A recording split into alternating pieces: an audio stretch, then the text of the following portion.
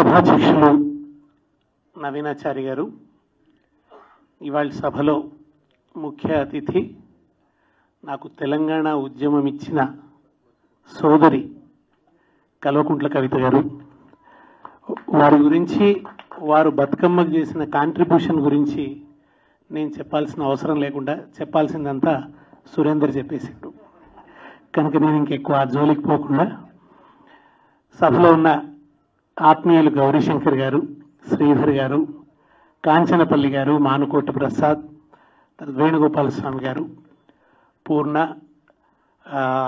మల్లిక్, ఇంకా అందరికీ సభలో ఉన్న సురేందర్, ముఖ్యంగా మా సందీప్, మిగతా మిత్రులందరికీ కూడా, వేదిక ముందున్న మీ అందరికీ కూడా నమస్కారం. ఒక భూస్వామ్య సంక్లిష్ట సమాజంలో, ఒక రాచరికపు సమాజంలో ప్రజల ప్రాథమిక హక్కులు కూడా లభించనటువంటి దశలో అసలు ఏం చట్టం ఉందో కూడా ప్రజలకు తెలియదు. ఎందుకంటే నిజాం రాజు ఒక చట్టం చేసేది, జమీందారులు, జాగీర్దారులు ఆ చట్టాన్ని వాళ్ళ ఇష్టం ఉన్నట్టు అమలు చేసేది, వాళ్ళు కోరుకున్నట్టు అమలు చేసేది, వాళ్ళదైన చట్టం అమలయ్యేది. అందుకనే దాశరథి రంగాచారి రాసిన నవల పేరు చిల్లర దేవుళ్ళు అని రాశాడు ఆయన. ఈ చిన్న చిన్న ఈ జమీందారులు వీళ్ళందరి గురించి ఆయన చిల్లర దేవుళ్ళు అని రాశాడు, ఆ భూస్వాములు. అటువంటి ఒక దశలో ఒక చిచ్చర పిడుగై తలెత్తినవాడు మహాకవి దాశరథి కృష్ణమాచార్య. ఇంతకుముందు వేణుగోపాల స్వామి గారు చెప్పినట్టు 1901 నుంచి తెలంగాణలో ఒక సాంస్కృతిక పునరుజ్జీవనం మొదలైంది. ఫ్రెంచి ఉద్యమ ప్రభావం, వారు చెప్పారు కదా, స్వేచ్ఛ, సమానత్వం, సౌభ్రాతృత్వం అనే భావనలు ప్రపంచమంతా విస్తరిస్తున్న దశలో అది భారతదేశం మీద కూడా ప్రభావం చూపించింది. మరోవైపు జాతీయోద్యమం, భారతదేశంలో జరుగుతున్నటువంటి జాతీయోద్యమం, వీటన్నిటి ప్రభావంతో తెలంగాణలో ఒక నూతన సంచలనం ప్రారంభమైంది. తమ భాషలో తాము మాట్లాడుకోవాలి, స్వస్థాన వేష భాషాభిమానములు అన్నాడు సురవరం ప్రతాపరెడ్డి. తమ స్థలం మీద అభిమానం, వేషం మీద అభిమానం, భాష మీద అభిమానం. తెలుగులో మాట్లాడుకోలేని పరిస్థితి. ఇట్లా సభలో నిలబడి తెలుగులో ఉపన్యాసం చెప్తే తెలుంగి భేడంగి అని వెక్కిరించారు. అయితే ఉర్దూలో మాట్లాడితే గొప్ప, లేదా మరాఠీలో మాట్లాడితే గొప్ప. అటువంటి సమయంలో దాశరథి అన్నది ఏంటంటే, చిన్నప్పటి నుంచి ఇంటా బయట నా మాతృభాష మీద దండయాత్రలు అన్నాడు ఆయన. ఇంట్లో వాళ్ళ నాన్న స్నానం చేస్తే తెలుగు మాట్లాడేవాడు కాదు. ఆయన చాలా నిష్ఠ కలిగిన వాడు అన్నమాట, చాలా చాదస్తుడు. ఆయన ద్రవిడ వేదం చదువుకున్నాడు, సంస్కృతం చదువుకున్నాడు. స్నానం చేసిందంటే ఆయన సంస్కృతమే మాట్లాడతాడు, స్నానం చేసిందంటే ఇక తెలుగు మాట్లాడు. తెలుగు మాట్లాడితే మైల పడిపోతాను ఆయన భావన. కనుక దాశరథికి చిన్నప్పుడు సంస్కృతమే చెప్పాడు. కాదంబరి అనే కావ్యం 8-9 ఏళ్ల వయసు వచ్చేసరికి దాశరథికి కంఠోపాఠం. బయటకు వస్తే పాఠశాలలో ఉర్దూ, అక్కడ తెలుగు చదువుకునే అవకాశం లేదు. తెలుగు కోసం అల్లాడాడు, తెలుగు నేర్చుకోవడం కోసం ఆరాటపడ్డాడు. అక్కడ కూడా ఆ ఉర్దూ పాఠశాలలో జక్కీ సాబ్ అనే ఒక టీచర్ ఒక కవిత చెప్పాడు ఆయనకి. అది మహాకవి ఇక్బాల్ రాసిన కవిత. ఇక్బాల్ ఎవరో మీ అందరికీ తెలుసు. సారే జహా సే అచ్చా హిందూస్తా హమారా, హమారా సారే జహా సే అచ్చా, హమ్ బుల్బులే హై ఇస్కీ యే గుల్సితా హమారా, హమారా సారే జహా సే అచ్చా. ఈ పాట రాసిన ఇక్బాల్, అల్లామా ఇక్బాల్. ఆ తర్వాత ఆయన పాకిస్తాన్ వెళ్ళిపోయాడు. ఆయన జిత్ కేత్ సే దహక్కా కో మయస్సర్ నహీ రోజీ, ఉస్ ఖేత్ కే హర్ ఖాషయో గంధం కో జలాదో అని ఒక కవిత రాశాడు ఆయన. ఏ పొలము నిరుపేదకీయదో తిండి, ఏ పొలము నిరుపేదకీయదో తిండి, ఆ పొలమున గల పంటను కాల్చేయండి అన్నాడు ఆయన. ఒక పొలం ధాన్యం పండిందంటే అది నిరుపేదకు తిండినివ్వాలి, తిండినివ్వనప్పుడు అది పనికిరానిది అని అన్నాడు ఆయన, అక్కర్రాంది అన్నాడు. అది దాశరథి మనసులో పడ్డది చిన్నప్పుడు, అది చాలా చిన్నగా ఉన్నప్పుడు. బడిలో నిజాం రాజు మీద ప్రార్థన చదవాలంటే చదవలే దాశరథి, నేను చదవనన్నాడు. 4వ తరగతి చదువుతున్న దాశరథి ప్రార్థన చదవకుంటే కొట్టినారు ఆయన. కొట్టినా చదవలేదు, హెడ్ మాస్టర్ కొట్టినా చదవలేదు ఆయన. ఆ జకీ సాబ్ చెప్పిన అల్లామా ఇక్బాల్ కవిత తర్వాత కేశవార్య శాస్త్రి అని ఒక ఉపనిషత్తులు బాగా చదువుకున్న ఒక ఆర్య సామాజికుడు ఉన్నాడు. ఆర్య సమాజం ఏం చేసిందంటే వేదాలు బ్రాహ్మణులు మాత్రమే కాదు అన్ని కులాల వాళ్ళు నేర్చుకోవచ్చని స్వామి దయానంద సరస్వతి శూద్రులకు అంటరాని వారికి కూడా వేదాలను నేర్పించాడు. ఆర్య సమాజం ఇప్పటికీ ఆ పని చేస్తుంది. అందులో ఆయన ఒక శూద్రుడైన అతను వేదాలు నేర్చుకున్నాడు. కేశవార్య శాస్త్రి ఆయన పేరు. ఆయన ఉపనిషత్తుల గురించి దాశరథికి చెప్తూ అగ్నిర్వాగ్భూత్వ ముఖం ప్రావిశత్ అని చెప్పాడట. అగ్ని వాక్కు రూపంలో ముఖంలోకి వెళ్ళాడు, దేవుని ముఖంలో ప్రవేశించాడు అని అంటే చిన్నపిల్లవాడైన దాశరథి అగ్ని లోపలికి పోతే మరి నోరు కాలదా అన్నాడట. అంటే ఆయన చెప్పాడట అగ్ని వాక్కు రూపంలో వెళ్ళాడు, వాక్కు రూపంలో లోపలికి వెళ్ళినందుక కాలదు, పైగా లోపలున్న అజ్ఞానాన్ని ఆ అగ్ని కాల్చేస్తుంది అని చెప్పాడు. అది చిన్నప్పుడు దాశరథి మనసులో పడ్డ అగ్ని బీజం అదే తరువాత అగ్నిధారగా మారింది. ఆయన చిన్నగూడూరు దొరకు వ్యతిరేకంగా తిరగబడ్డాడు. గార్ల ఆ ప్రాంతంలో కోయవాళ్లను సన్నద్ధం చేసి కోయల మధ్య పనిచేశాడు. ఆ కోయలను చైతన్యవంతం చేసి మలేరియాకు క్వినైన్ మందు, మధ్యయుగాల నిజాం పాలనకు తిరుగుబాటే మందు అని చెప్పాడు. వాళ్ళకు మలేరియా వస్తే ఏం మందు వేసుకోవాలో తెలియదు, అది చెప్పడానికి మలేరియాకు క్వినైన్ మందు, మధ్యయుగాల నిజాం పరిపాలనకు తిరుగుబాటే మందు అని చెప్పుకుంటూ మలేరియా మందు పంచేవాడు ఆయన. అట్లా వాళ్ళను సన్నద్ధం చేస్తే చినగూడూరు దొర ఆయనను హత్య చేయాలనుకున్నాడు. హత్య చేయాలనుకొని తర్వాత పోలీసులు అరెస్ట్ చేసి నెల్లికుదురు పోలీస్ స్టేషన్లో పెడితే తప్పించుకున్నాడు. అక్కడి నుంచి తప్పించుకుంటూ పొలాల వెంబడి పోతూ ఆ వెనుక 60-70 మంది నిజాం భటులు వెంబడిస్తున్నారు ఆయనను పట్టుకోవడానికి, చంపేయాలనే. ఆ పోతూ కూడా పద్యాలు చెప్పాడట. ప్రాణములొడ్డి ఘోరగహనాటవులన్ పడగొట్టి మంచి మగాణములన్ సృజించి ఎముకల్ నుసిజేసి భోషాణములన్ నవాబునకు స్వర్ణము నింపిన రైతుదే తెలంగాణము రైతుదే ముసలి నక్కకు రాచరికమ్ము దక్కునే.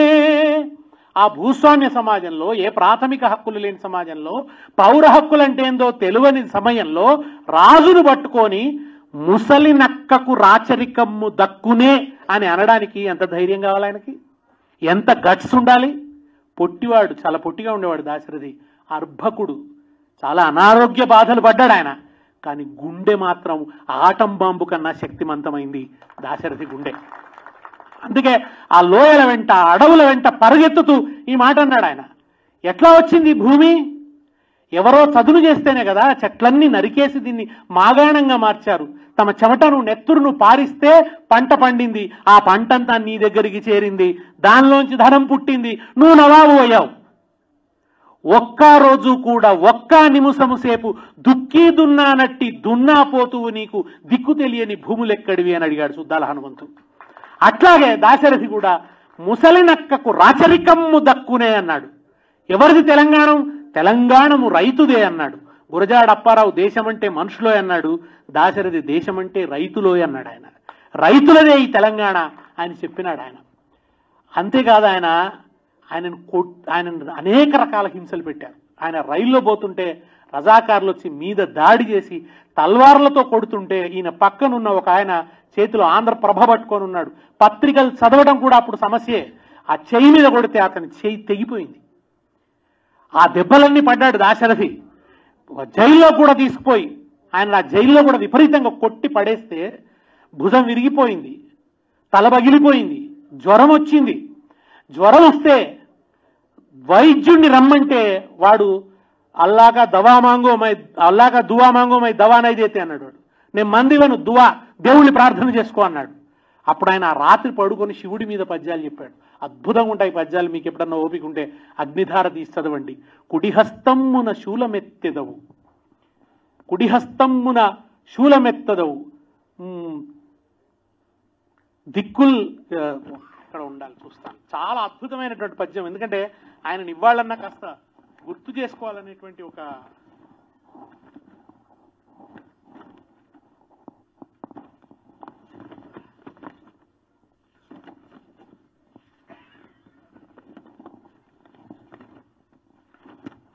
రాసుకున్నా కానీ ఒక్కొక్కసారి సడన్గా మర్చిపోతాను.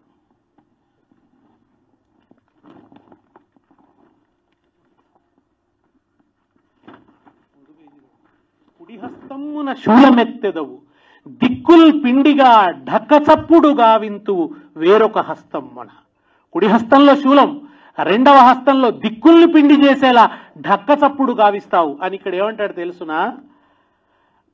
దిక్కుల్ పిండిగా ఢక్కచప్పుడు గావింతు మరొక్క హస్తమున నిప్పుల్ గ్రక్కు నీ కంటిలో, నిప్పుల్ గ్రక్కు నీ కంటిలో పిడుగులు పిల్లలు పెట్టుకున్నవి అన్నాడు.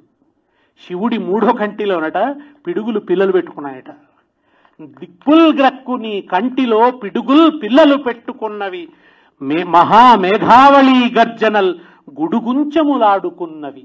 ఆ మేఘావళి గర్జనలు గుడుగుంచాలాడుతున్నాయి. శిరఃకోకారి నీ ఢక్కలో అంటాడు ఆయన. ఢక్కలో ఆ మేఘావళి గర్జనలు గుడుగుంచాలాడుతున్నాయని ఆ రాత్రి ఆయన చెప్తే, ఆ రాత్రి పెద్ద వర్షం పడ్డదట. తెల్లారేసరికి ఆయన జ్వరం తగ్గిపోయిందట. ఇటువంటి బాధలు అనుభవించాడు ఆయన. ఇంతకుముందు మన శ్రీధర్ గారు చెప్పారు, ఆయనకు పిండిలో ఇసుక సిమెంటు కలిపి రొట్టెలు పెట్టారు కావాలని. అది తిని ఆయన జీర్ణాశయం చెడిపోయింది. జీవితం అంతా ఆ బాధ పడ్డాడు ఆయన. అక్కడ కూర్చొని తెలంగాణ తల్లిని తలపోశాడు. నాకు బాగా చిన్నప్పటి నుంచి దాశరథి ఎందుకు ఇష్టం అంటే, మా మంజీరా నది మీద ఎవరి గజ్జల రవళివే నీవు మంజీరా, ఎవరి కజ్జల బాష్పధారవే నీవు మంజీరా. ఎంత అందంగా అన్నాడు ఆ నది గురించి. ఎవరి గజ్జల రవళివే నువ్వు ఎవరి గజ్జల రవళివమ్మా, ఎవరి కజ్జల బాష్పధారవే ఏ కాటుక కంటి కన్నీటి ధారవమ్మా, ఎవరి కజ్జల బాష్పధారవే నీవు మంజీర. నీవు దూకిన మాల మాకు విద్యున్మాల, నీవు పాకిన పథము మాకు చైత్ర రథము, నీవు పారిన జాడలో ఇక్షుదండాలు, నీవు జారిన దారిలో అమృత భాండాలు అన్నాడు. నువ్వు పారినంత మేర ఇక్షుదండాలు, నిజామాబాద్ మెదక్ అంతా ఆ మంజీరా నది పారినంత మేర చెరుకు తోటలు. నువ్వు పారిన దారిలో ఇక్షుదండాలు, నువ్వు జారిన జాడలో అమృత భాండాలు అన్నాడు ఆయన. ఆయన తెలంగాణ తల్లిని తలబోసాడు ఆ జైల్లో. ఇంతకుముందు శ్రీధర్ గారు చెప్పారు కదా, పొద్దున లేచి రాసేవాడు, తీగలను తెంపి అగ్నిలో దింపినావు నా తెలంగాణ కోటి రత్నాల వీణ, లేదా మా నిజాము రాజు జన్మ జన్మాల బూజు అని రాసేవాడు. అట్లా రాస్తే ఊరుకుంటారా? వాళ్ళు వచ్చి ఈ రాసింది దాశరథి కాదు వట్టికోట ఆళ్వార్ స్వామి అనుకుని ఆయనను తీసుకొని పోయేవాళ్ళట. ఆయనను విపరీతం కొట్టేవాళ్ళట. కొడితే ఒక్కనాడు కూడా ఆళ్వార్ స్వామి రాసింది నేను కాదు దాశరథి అని చెప్పలేదట. చెప్పకపోగా బయటకు వచ్చి దాశరథి మీద చేయి వేసి, ఏం పద్యం రాసినవురా, ఎంత గొప్పగా ఉందిరా పద్యం, వాడు రోజు కొట్టిన దానికంటే 2 ఎక్కువ కొట్టిండ్రా, కానీ బ్రహ్మాండంగా ఉంది నీ పద్యం అని ఆ పద్యాలు చదువుకునేవాడట. కోటి తెలుగుల బంగారు కొండ కింద పరుచుకొన్నట్టి సరసు లోపల వసించి పొద్దు పొద్దున అందాల పూలు పూయు నా తెలంగాణ తల్లి కంజాతవల్లి. తెలంగాణ తల్లి భావనను మొట్టమొదట సాహిత్యంలో ఆవిష్కరించిన వాడు దాశరథి. అందుకే కేసీఆర్ గారు పదే పదే దాశరథిని గుర్తు చేస్తారు. ఎక్కడి తెలంగాణ తల్లి అని ఆంధ్ర వాళ్ళు అన్నప్పుడు, ఇదిగో 47లోనే మా దాశరథి ఈ పద్యాలను నిజాం రాజు జైలు గోడల మీద రాసిండు అని ప్రెస్ మీట్ పెట్టి మరీ చెప్పిండు కేసీఆర్. సాధారణమైన పనేం చేయలేదు కేసీఆర్. అన్ని వైపుల నుంచి ఆయన మాట్లాడాడు. అటు ఆర్థిక విషయాలు మాట్లాడాడు, నిధులేమైందో. ఇటు నీళ్ల విషయానికి వస్తే ఇవాళకి కూడా మళ్ళా కృష్ణ ప్రాజెక్టులు తీసుకుపోయి అదేంది మన రివర్ బోర్డుకి అప్పచెప్పేస్తే, కృష్ణ కేఆర్ఎంబికి అప్పచెప్పేస్తే, ఒరి పిచ్చోళ్ళారా అట్లెట్లా అప్పచెప్పినరా అని మళ్ళీ బయటకు వచ్చి మాట్లాడింది ఆయన్నే. ఆయన చెప్పేదాకా సోయి రాలే. అంత నీళ్ల గురించి, నిధుల గురించి, ఉద్యోగాల గురించి, ప్రతి సంస్కృతి గురించి కూడా ఆయన అనేక సార్లు అద్భుతంగా మాట్లాడాడు. దాంట్లో భాగంగా ఆయన దాశరథిని పదే పదే తలపోసాడు. అనేక మంది కవుల కవితల్ని కోట్ చేసేది కేసీఆర్ గారు. కోయి కోటేశ్వరరావు గారు కావడి కుండలు అనే ఒక పుస్తకం తెస్తే దాంట్లో ఆయన ఒక మాట అన్నాడు, తెలంగాణ ఉద్యమం తొలికూడి కూత లాంటిది, అది దాని సహజత్వంతో అది కూత కూస్తుంది. సమైక్యాంధ్ర ఉద్యమం అలారం మోత లాంటిది, ఎవరో వెనక కీయిస్తే తప్ప అది మోగదు అన్నాడు ఆయన, కోయి కోటేశ్వరరావు. ఆ కవితను ఎప్పుడు కోట్ చేసేవాడు కేసీఆర్ గారు. కనుక కవులతో ఒక అనుబంధాన్ని పెంచుకున్నాడు ఆయన. కవుల్ని ప్రేమించాడు, దాశరథిని ప్రేమించాడు.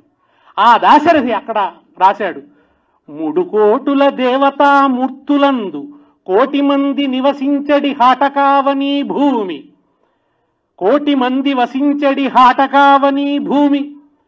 3 కోట్ల దేవతలందు కోటి మంది తెలంగాణలోనే ఉన్నాడు ఆయన. అంటే తెలంగాణలో ఉన్న ప్రతి బిడ్డ దేవుడే అన్నాడు దాశరథి. నా తెలంగాణలేమ సౌందర్య సీమ అన్నాడు. ఎల్లోరా గుహలందున పల్లవించి, ఔరంగాబాద్ కూడా అప్పుడు మన హైదరాబాద్ రాష్ట్రంలో భాగం.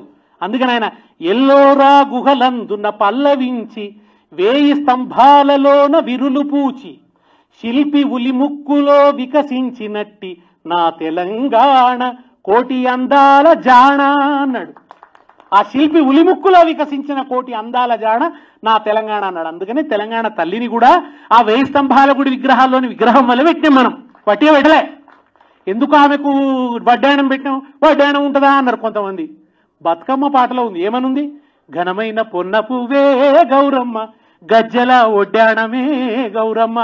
మా తెలంగాణ తల్లులు బతుకమ్మ పాట పాడుకుంటే కూడా అందులో ఒడ్డాణం ఉంది. తెలంగాణ తల్లికి ఒడ్డాణం ఉంటే తప్పేందో, కానీ ఒడ్డాణం ఉండొద్దు అన్నారు. సరే, అది వాళ్ళ విజ్ఞత, వాళ్ళ ఇష్టం. అయితే అట్లా తెలంగాణ తల్లిని ఆయన ఆవిష్కరించాడు. మూగవోయిన కోటి తమ్ముల గళాల పాట పలికించి కవితా జవమ్ము గూర్చి, నా కళానకు బలమిచ్చి నడిపినట్టి నా తెలంగాణ కోటి రత్నాల వీణ అని రాశాడు. చూడండి, ఆయన ఎప్పుడన్నాడో నా తెలంగాణ కోటి రత్నాల వీణ అని. ఇక ఆ ప్రాస నుంచి ఎవరు తప్పించుకోలేదు. గద్దరన్న మొట్టమొదట పాట రాస్తే, నా తల్లి తెలంగాణరా తిరగబడ్డ వీణరా అని తను వీణ దగ్గరికి వచ్చాడు. అప్పుడెప్పుడో దాశరథి అన్నాడు. అదే అజరామర వాక్యం మళ్ళీ గద్దర్ నోట ప్రతిధ్వనించింది. మళ్ళీ గూఢంజన రాస్తే, నా తెలంగాణ నా తెలంగాణ నిలువెల్ల గాయాల వీణ. ఆయన మళ్ళీ ఎక్కడికి వచ్చాడు? మళ్ళీ దాశరథి వీణ దగ్గరికి వచ్చిండు ఆయన.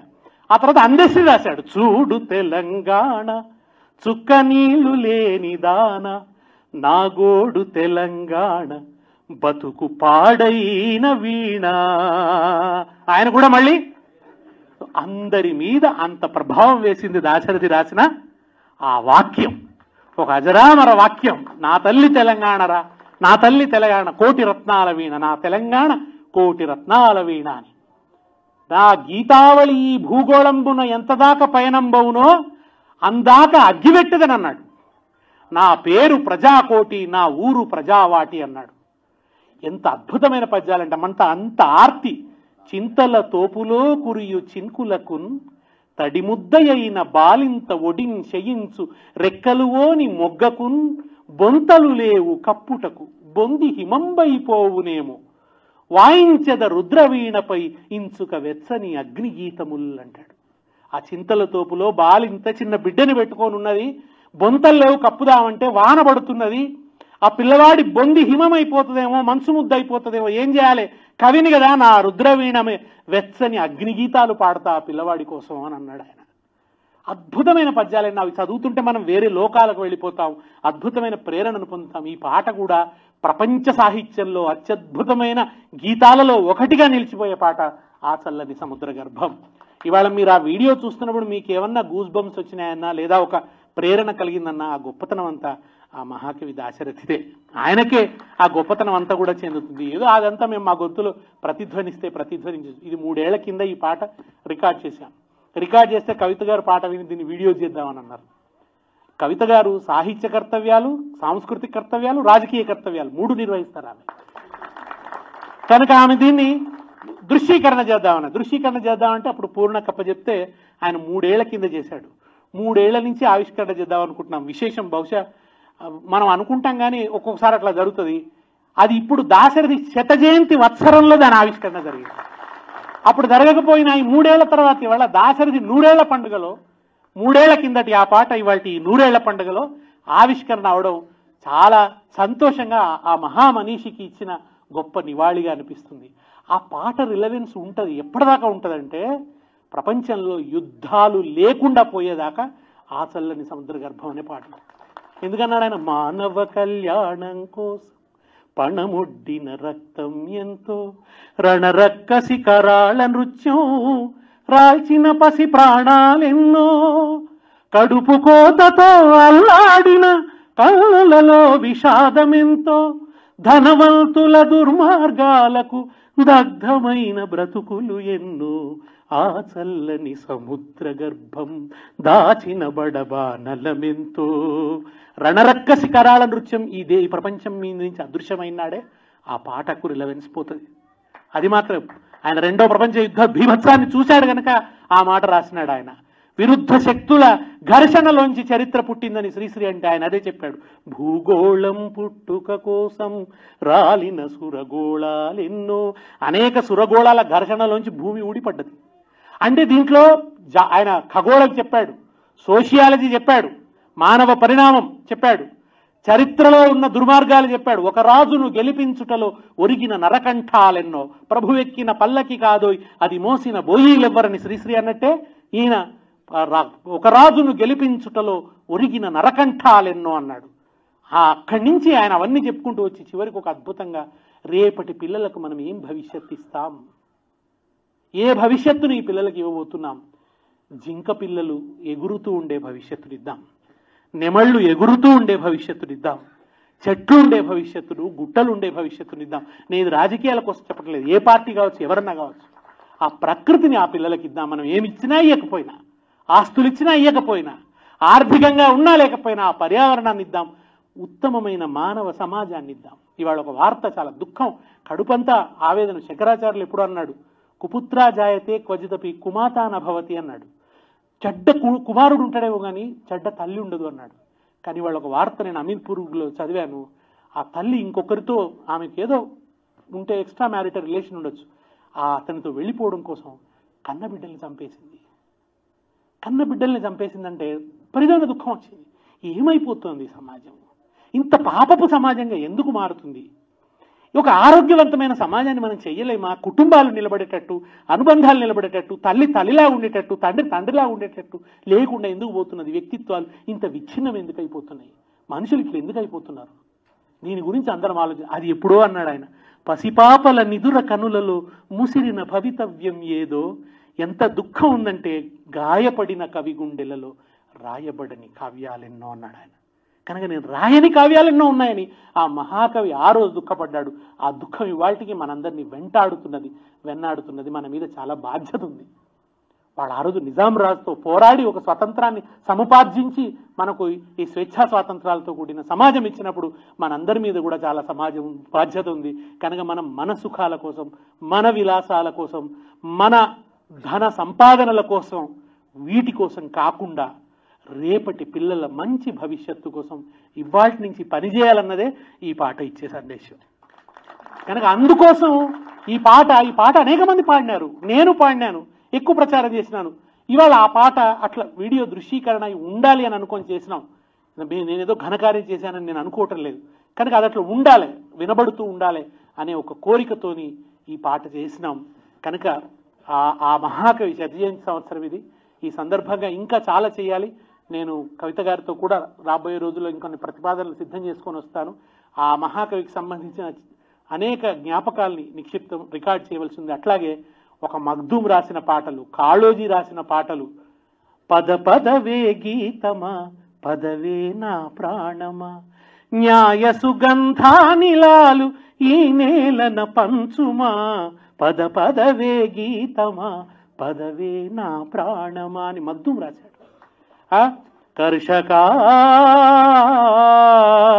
కర్షకా నీ కర్రు కదిలినన్నాళ్లే, గాయకుని గానాలు వాదకుని వాద్యాలు, కవిరాజు కావ్యాలు కందర్పు కయ్యాలు, కర్షకా నీ కర్రు కదిలినన్నాళ్లే అని కాళోజీ రాశాడు. మన పాటలే కాదు, మనకు ముందు రాసిన వాళ్ళ పాటల్ని కూడా రికార్డు చేయించి ప్రచారం చేయాల్సిన బాధ్యత మనందరి మీద ఉందని నమ్ముతూ ఈ పాటను ఇంత అందంగా అద్భుతంగా దృశ్యీకరించిన మా పూర్ణకు నిజానికి చాలా తక్కువ బడ్జెట్లోనే చేసినాం. దాన్ని మా మల్లికి చాలా చక్కగా దాన్ని పాట చేశాడు. దృశ్యీకరణ చేయాలని పట్టుబట్టి దానికి అవసరమైనటువంటి వనరులు సమకూర్చి ఇవాళ ఇంత మంచి సభ జరగడానికి కారణమయ్యారు కవిత గారు. దీన్ని మీరందరూ కూడా అభినందించడానికి, ఆదరించడానికి వచ్చినారు. మా ఈ ప్రయత్నానికి మీరు ఇంత చక్కటి అభినందనని, అండదండల్ని అందించినందుకు కృతజ్ఞత. నమస్కారం.